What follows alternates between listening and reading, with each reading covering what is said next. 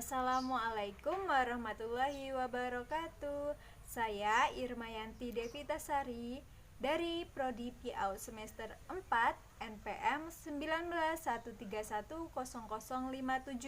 Di sini saya akan menyampaikan rangkuman mata kuliah kesehatan dan gizi dengan judul materi pengertian kesehatan gizi, penilaian status gizi dan klinis dengan dosen pengampu Bapak Ferdian Utama, MPDI, guna memenuhi tugas ujian tengah semester. Selamat menyaksikan. Pengertian kesehatan dan gizi anak usia dini. Gizi dan kesehatan adalah suatu proses organisme menggunakan makanan yang dikonsumsi secara normal melalui proses digesti, absorpsi, transportasi, dan penyimpanan.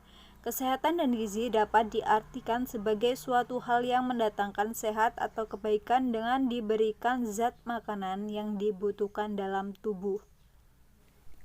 Anak usia 1-3 tahun sangat rentan terhadap penyakit gizi. Mereka boleh diajari makan sendiri dengan cara mencicipi makanan yang lunak, tidak pedas, dan tidak merangsang.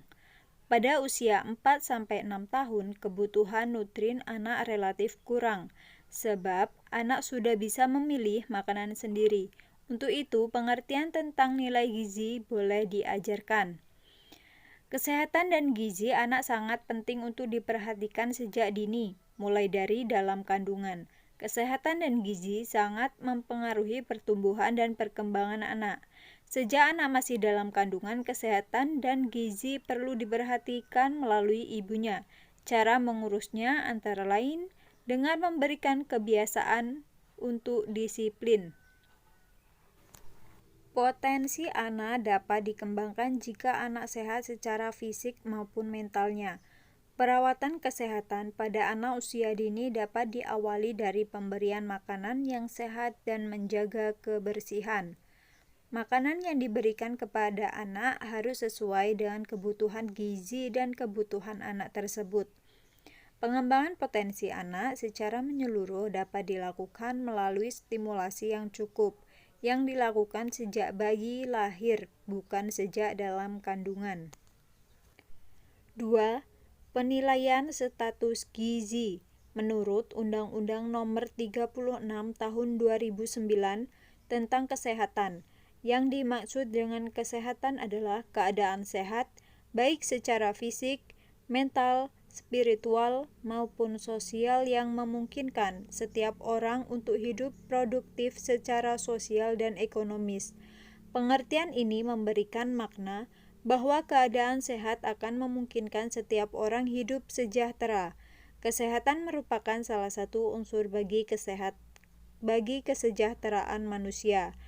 Tingkat kesehatan seseorang dipengaruhi beberapa faktor, di antaranya bebas dari penyakit atau cacat, keadaan sosial ekonomi yang baik, keadaan lingkungan yang baik, dan status gizi juga baik. Seseorang akan mempunyai status gizi baik apabila asupan gizi sesuai dengan kebutuhan tubuhnya. Asupan gizi yang kurang dalam makanan dapat menyebabkan kekurangan gizi. Sebaliknya, orang yang asupan gizinya berlebih akan menderita gizi lebih. Jadi, status gizi adalah gambaran individu sebagai akibat dari asupan gizi sehari-hari. Status gizi dapat diketahui melalui pengukuran beberapa parameter. Kemudian, hasil pengukuran tersebut dibandingkan dengan standar atau rujukan. Peran penilaian status gizi bertujuan untuk mengetahui adanya tidaknya status gizi yang salah. Penilaian status gizi menjadi penting karena dapat menyebabkan terjadinya kesakitan dan kematian terkait dengan status gizi. Oleh karena itu, dengan diketahuinya status gizi, dapat dilakukan upaya untuk memperbaiki tingkat kesehatan pada masyarakat. Konsep timbulnya masalah gizi. Masalah adalah kesenjangan antara harapan yang diinginkan tidak sesuai dengan kenyataan. Berikut adalah gangguan pemanfaatan zat gizi, timbulnya masalah gizi, dan lingkungan. 3. Klinis. Status gizi adalah ekspresi dari keadaan tubuh akibat konsumsi makanan atau ukuran keberhasilan dalam pemenuhan nutrisi. Pemeriksaan klinis adalah sebuah proses dari seseorang ahli medis yang memeriksa tubuh pasien untuk menemukan tanda klinis penyakit secara sistematis, mulai dari bagian kepala dan berakhir pada bagian anggota. Pemeriksaan klinis secara umum, pemeriksaan riwayat medis atau medical check-up, dan pemeriksaan fisik atau pemeriksaan klinis. Penilaian status gizi secara klinis.